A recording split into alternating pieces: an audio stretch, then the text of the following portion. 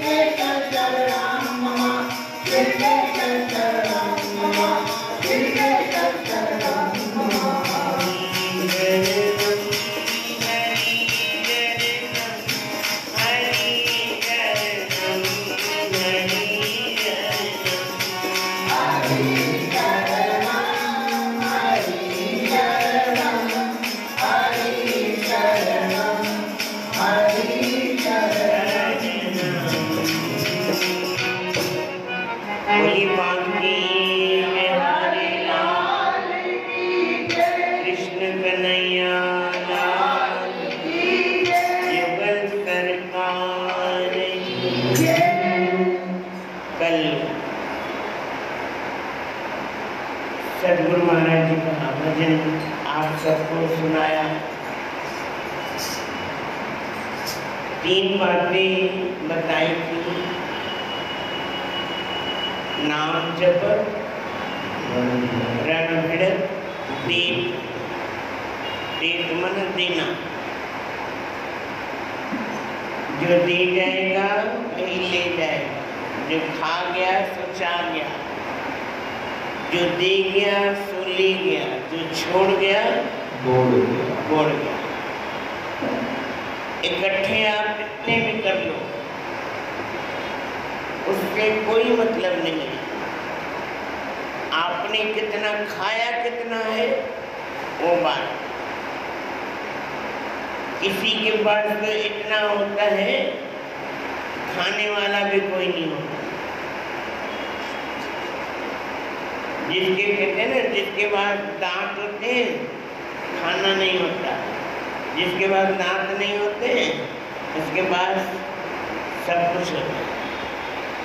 तो परमात्मा की एक लीला है ये, या तो खाना सिखाओ, खिलाओ। जैसे आपको बताया था 3 दिन पहले कि 12 लाख जिसने जोड़े थे, तो महात्माओं के संपर्क में, महापुरुषों के संपर्क में आने के बाद वो जीना सीख जाते हैं। जोड़ते किसके लिए? कौन खाएगा? अगर खाना भी है तो भगवान ने हर किसी का भाग लिखा है। ऐसा कोई बंदा, ऐसा कोई व्यक्ति, ऐसा कोई जानवर, भगवान ने सबका लिखा है, सबका लिखा है। कितना खाएगा, क्या खाएगा, कैसे खाएगा, सब कुछ। तो अगर अपना जीवन बनता है तो बना लो, नहीं तो फिर बाद में तो पता ही है। जब खाट पकड़ लेंगे तो फिर कोई पानी पिलाने वाला भी नहीं होगा। एक सेठ जी थे, बड़े अच्छे। कोई भी व्यक्ति आता दुकान पे तो पानी जरूर पिलाते। कोई आया, किसी ने लिया या किसी ने नहीं लिया, पानी जरूर पिलाते। किसी ने पूछा महाराज ऐसा क्यों करते हो? बोले पता नहीं किस वेश में भगवान आ जाए, पता नहीं किस वेश में भगवान आ जाए। भगवान ने ये तो नहीं बताया कि मेरे चतुर्भुज में 4 हाथ होंगे, 2 पैर होंगे, मुकुट पहना होगा। वो पता नहीं किस रूप में आ जाए। जैसे दुर्योधन को कहा था मैं आऊंगा, दुर्योधन ने पूछा किस रूप में आओगे? बोले वो नहीं बता। पता कैसे चलेगा? बोले दूध और पानी दूध हो जाएगा, पानी दूध हो जाएगा। आए भगवान, कितने सारे गेट थे, भगवान के इंतजार हो रही थी। आए, पानी दूध बन गया और पहचान नहीं पाया, पहचान नहीं पाया। बूढ़े के वेश में थे, पहचान नहीं पाया। अब कभी कभी देखो भंडारा होता है ना, भंडारे होते हैं, खिलाने वाले देने वाले, देखो खिलाने वाले और हैं, देने वाले और हैं, करवाने वाले और हैं। प्रेम से बोलो श्री राम सतराम साकी। जो सेवा कर रहे होते हैं वो कितने गर्म होते हैं, जो सेवा कर रहे होते हैं। अगर किसी ने एक पूरी मांग ली, या किसी ने दाल मांग ली, या किसी ने कुछ खीर मांग ली, बस बस इतना ही। भाई नहीं देना ठीक है, मत दो। प्रेम से तो बोल सकते हो, बोल सकते हो भैया अभी कम है, पीछे वालों के लिए। अब इसमें क्या गया और उसमें क्या गया? आपने भंडारा किया, किसके लिए किया? अगर कोई खाने वाला ना आए तो भंडारा कौन खाएगा? बाहर बांटोगे ना, बांटोगे ना। टेबल लगा के बुलाओगे, जबरदस्ती बुलाओगे, तो भाई भंडारा ले लो, भंडारा ले लो, भंडारा ले लो। अब जो खा रहे हैं उसको आप दे नहीं रहे। सोचने की बात है। अरे किस वेश में भगवान आ जाए पता नहीं, आते हैं ये पक्का है, आते हैं। आप मंदिर में रह करके, दरबार में रह करके, आश्रम में रह करके, घर में रह करके आपने अपना व्यवहार शुद्ध नहीं किया है तो और क्या शुद्ध करोगे? आप इंसान, कल भी मैंने बोला था, इंसान बने हो तो कम से कम इंसानियत धारण करो। प्रेम से बोलो श्री राम। सत्संग ये नहीं कि राम जी ने ये किया, कृष्ण जी ने ये किया, दुर्गा जी ने ये किया, भगवान शंकर ने ये किया। सत्संग होता है अपने जीवन को आजमाने के लिए कि मेरा आईना। सत्संग होता है आईना। क्या होता है? क्या होता है? आईना मतलब दर्पण। सत्संग होता है दर्पण। दर्पण में क्या दिखता है? क्या दिखता है? हाँ, अपना चेहरा दिखता है। जब कोई बात ऐसी चलती है तो सीधा कलेजे में लगती है कि शायद आज की बात मेरे लिए है। अगर सुधर जाए सुधर जाते हैं, नहीं सुधरने वाले, नहीं सुधरने, नहीं कहना मानने वाले, इतने तो बेशर्म सुनते भी हैं तो भी कहना नहीं मानते। प्रेम से बोलो श्री राम। सतनाम साखी। मैं अपने अनुभव की बात बताता हूँ। हमारे शहंशाह साईं शाम को सत्संग करते थे। एक बात की बात बता रहा हूँ। सत्संग के बाद में रात को 10 बजे पास वाले कमरे में टीवी चल रहा था। शहर नहीं, राम जी नहीं थे तब। तो मैं 2 मिनट के लिए हाथ धोने के लिए गया। रात को 10 बजे की बात बता रहा हूँ और सत्संग खत्म हो गया, सारे लोग चले गए। मैं किसी काम के वश हाथ धोने बाथरूम में चला गया और हमारे महाराज जी, हमारे शहंशाह साईं अपने कमरे से बाहर निकले और थोड़ा चक्कर मार के वापस कमरे में चले गए। देखा कि कौन कौन बैठा है, कहा नहीं। फिर सुबह सत्संग में कहते हैं, हाँ भाई सत्संग तो स्वर्ग देगा नहीं, टीवी स्वर्ग देगा। क्या बोले? भाई सत्संग तो स्वर्ग देगा नहीं, कौन देगा? टीवी स्वर्ग देगा। तो मेरे को लगी बात ये मेरे लिए कह रहे हैं। प्रेम से बोलो श्री राम। तो मैंने बोला साईं मैं तो हाथ धोने के लिए गया था। साईं बोलते मैंने तो तेरे लिए कहा भी नहीं, मैंने तो तेरे को कहा नहीं। जो बैठे थे, जो सुन रहे, जो समझ रहे, जो बात जिसको लगी है, जिसको तीर लगा वो तो निशाने में बैठ गया। प्रेम से बोलो श्री राम। तो ये बात अपने जीवन में अपना समझना चाहो तो सत्संग समझ सकते हो, सत्संग में जीवन को समझ सकते हो। नहीं तो कोई कितना भी बोलता रहे। अगर मैं किसी को, एक बंदे को बोलूँगा भाई ये काम मत कर, बोलेगा मेरा काम है मैं जानूँ, मेरा शरीर है मैं जानूँ। आपका क्या मतलब है? प्रेम से बोलो श्री राम। अगर वही बात सत्संग में बोली जाए तो कहीं न कहीं वो बात चुभती है। प्रेम से बोलो श्री राम। इसलिए शहंशाह साईं कहते थे सत्संग है आईना, सत्संग है दर्पण। वो हमारा चेहरा दिखाता है। भाई देख ले तेरा चेहरा यही है, अब दाग कहाँ पे वो तू ढूंढ। भाई किसी के चेहरे पे कचरा लगा हुआ है, अब कचरा चेहरे पे या आईने पे? हाँ, चेहरे पे। साफ कौन करेगा? और किसको साफ? आईने को साफ करने से चेहरा तो साफ नहीं हो जाएगा। तो इसलिए सत्संग सिखाता है अपने जीवन को बनाने की एक कला होती है सत्संग। प्रेम से बोलो श्री राम। इसलिए हमारे साईं शहंशाह साईं कहते थे बाबा जो सत्संग में सुधर गया। जिसने सत्संग में अपने जीवन को सुधार लिया। ये जुबान है, नीचे भी बिठाती है, ऊपर भी बिठाती है। कैसे? मीठा बोलोगे तो सिर पे बैठोगे, अगर जो कड़वा बोलोगे, तीखा बोलोगे तो कोई आज के जमाने में कोई सुनने वाला नहीं है। चाहे सास हो, चाहे बहू हो, चाहे बेटी हो, चाहे बेटा हो। आज का जमाना है, कलयुग है। इस इस हाथ करो, इस हाथ भरो, प्रेम से बोलो श्री राम। कोई किसी की सुनता नहीं है, इसलिए हमारे सत्संग कहते थे सत्संग में अपने आप को सुधार लो। जो सुनते हो थोड़ा थोड़ा व्यवहार में भी लाओ। जो भी आप सुन रहे हो अगर व्यवहार में नहीं लाओगे तो अभी तो आपको पता नहीं चलेगा। कब पता चलेगा?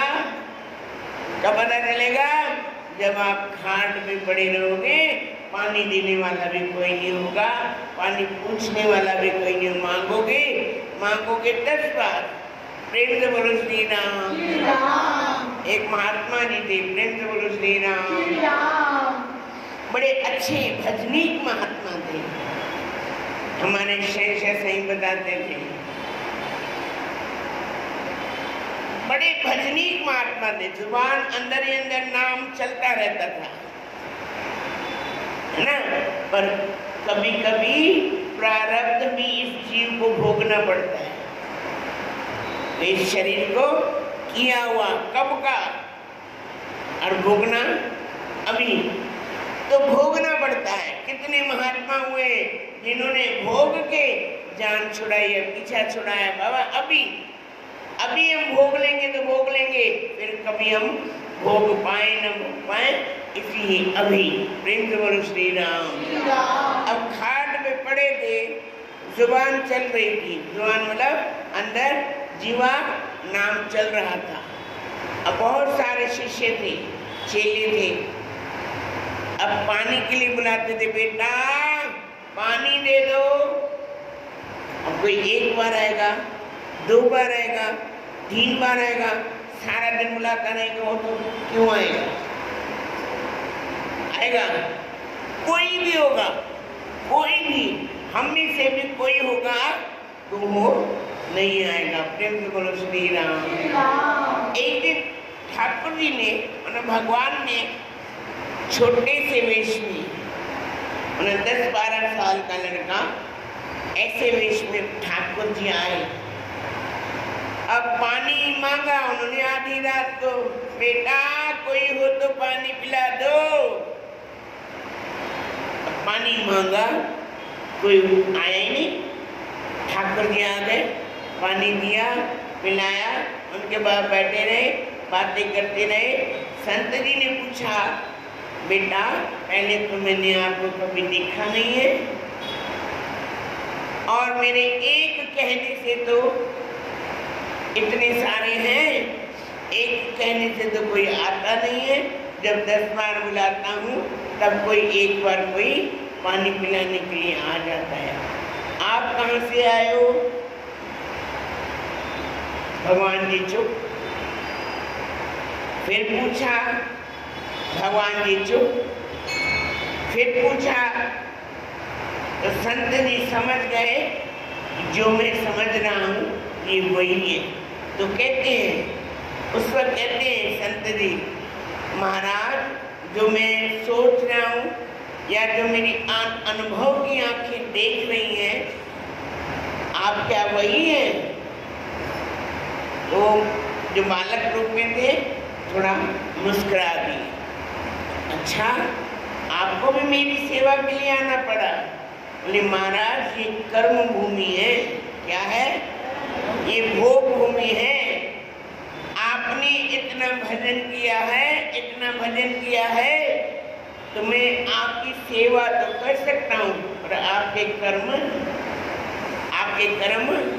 टाल नहीं सकता, काट नहीं सकता। इसलिए आपकी सेवा के लिए मैं आया हूँ। तो बोले कि अगर सेवा में आए हो तो मेरे कर्मों को काटो। तो बोले नहीं, हर किसी के अपने अपने कर्म है, कर्म भोगना भी अवश्य पड़ेगा।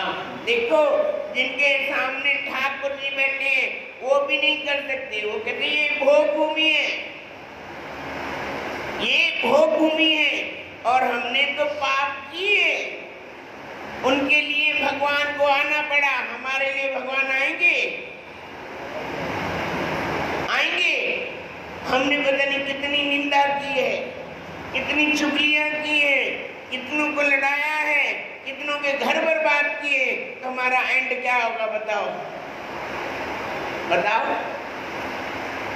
कोई जवाब देने वाला हो तो बताओ, हमारा एंड कैसा होगा? इसलिए कहते हैं अभी भी भगवान ने ताकत दी है, भगवान ने शक्ति दी है, अपने आप को सुधार लो। अभी भी समय है, समय गया नहीं है, अभी भी अपने व्यवहार को सुधार लो।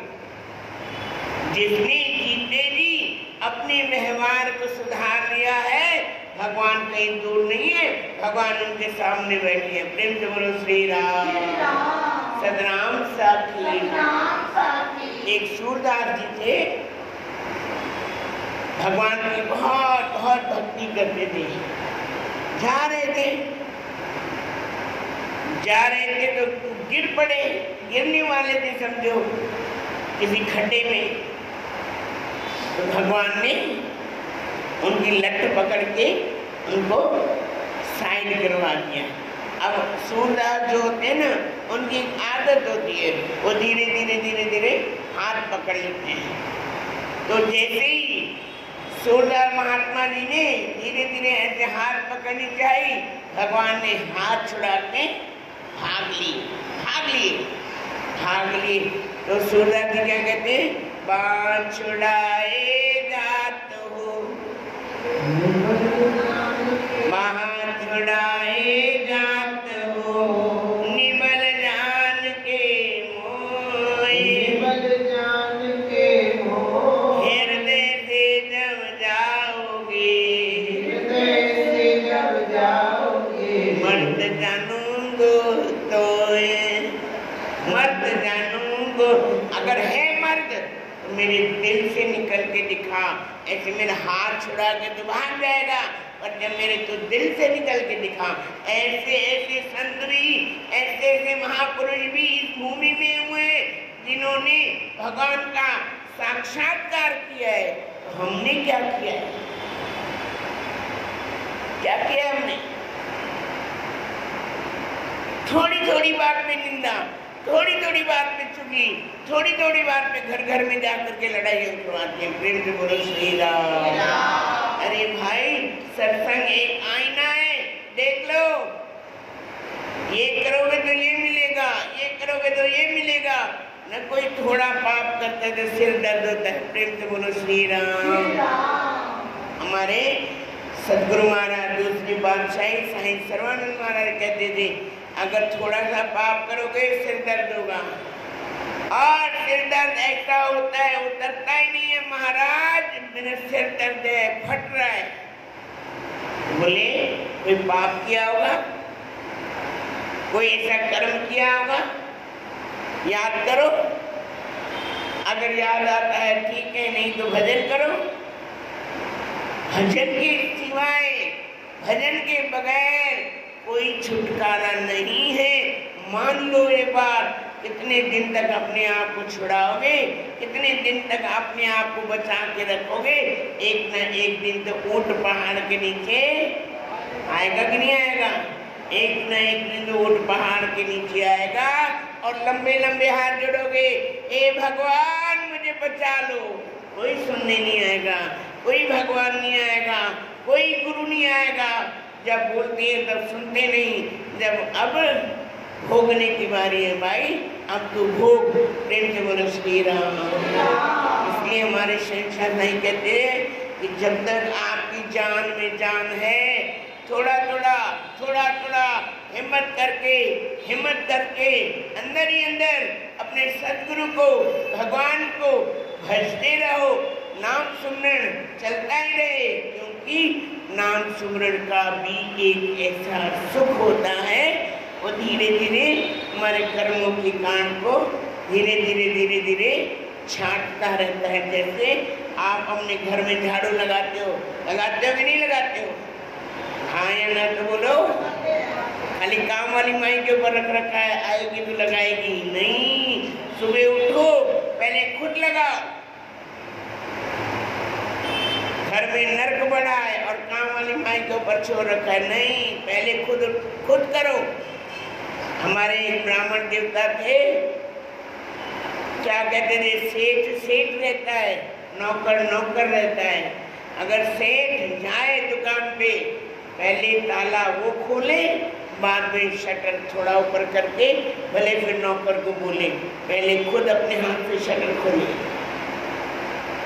क्या बोलते थे? भाई सेठ है, चाबी घर दे। आजकल क्या करते, नौकर को चाबी दे देते, चल भाई खोल दियो। जो बरकत आनी होती है वो भी चल देती है, रवाना हो जाती है। प्रेम से बोलो श्री राम। क्योंकि नौकर नौकर रहेगा, मालिक मालिक रहेगा। इसलिए महाराज कहते थे भाई सेठ को पहले ताला खुद खोले, थोड़ा शटर खुद ऊपर करे, उसके बाद नौकर को भले भले सफाई करे। पर आजकल का जमाना है, हम तो 9, 9:30, 10 तक सोए रहेंगे, अपने आप आएगा नौकर, चाबी ले जाएगा। प्रेम से बोलो श्री राम। सदराम साखी। हम कहते माई आएगी, झाड़ू लगाएगी, अरे तेरे घुटने खत्म हो गए, तेरा शरीर खत्म हो गया, पहली झाड़ू तो खुद लगा, उसके बाद भगवान अपने आप जो करवाना चाहेंगे करवाएंगे। प्रेम से बोलो श्री राम। अभी तो हाथों में ताकत है, शरीर में ताकत है कि नहीं? मर गए, खाट पे पड़े कि हम झाड़ू भी नहीं लगा सकते, रसोई में झाड़ू भी नहीं लगा सकते, साफ नहीं कर सकते, गंदगी में रहने की आदत पड़ गई है ना। प्रेम से बोलो श्री राम। फिर आपको कल एक बात बताएंगे, आपको समझ आएगी कि कैसे जीना कैसे चाहिए, रहना कैसे चाहिए, खाना कैसे चाहिए, बैठना कैसे चाहिए। फिर कल आपको बताएंगे। अभी समय करता है इनकार, करो संतों की जय जयकार। बोलो सतगुरुदेव।